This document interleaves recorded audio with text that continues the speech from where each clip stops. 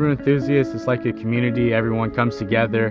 We're all come to one. We love the same cars, and it's not just the Subaru, it's all cars. We like to involve every single car out there, year, make, model. It doesn't matter. It's just being out there and being part of the community, being part of something really matters out here now.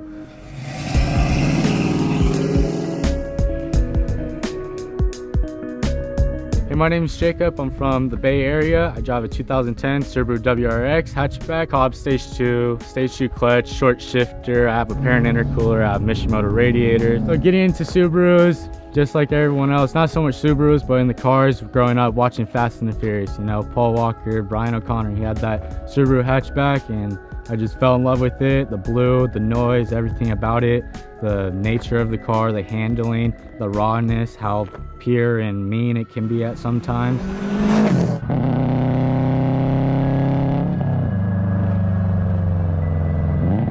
The most fun thing to do in my Subaru would definitely be 2 steps at lights. It just wakes people up, it gets a reaction, it gets people smiling. Sometimes it gets the opposite of smiles, but I just like being loud, obnoxious, but it's fun to make people's day like that. At SubiFest 2019, when I did the autocross, pulling up to the grid, I was kind of nervous. People were gonna know, like, I've never done it before. What's like, am I gonna crash? Am I gonna do something ridiculous? But luckily it wasn't like that. There's a bunch of people there ready to help you and give you help on the lines, and the best line to make it to the technical sections, all the crisscross in and out cones, weaving, all the hairpins and whatnot. I do vape.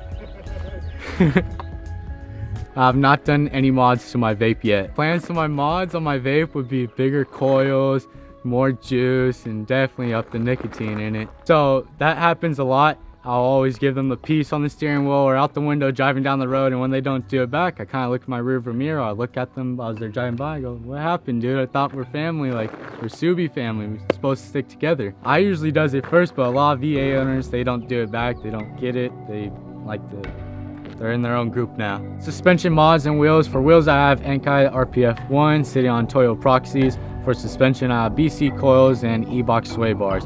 Favorite thing about suspension and sway bars is that it gives you a whole nother experience and gives you way more options to mess with, find that perfect dial, feel planted and sturdy in the corners and not breaking out of traction at all.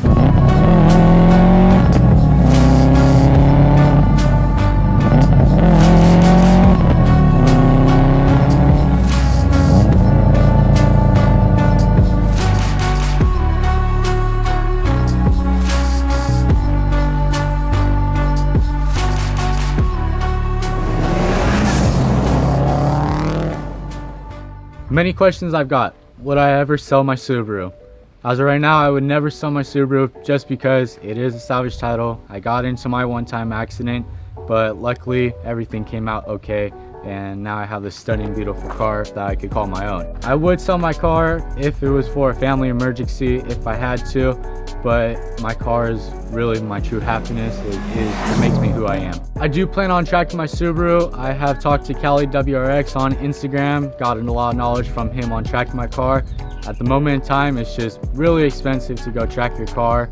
Gas, time, tires, breaking parts, having a bad day, and then how am I gonna get my car home, because this is my daily driver car. I do plan on buying a daily car one day just so I could park this, save the miles on it, stress, save money, throw it back into the Subaru, and have a version 2 of my car come out one day.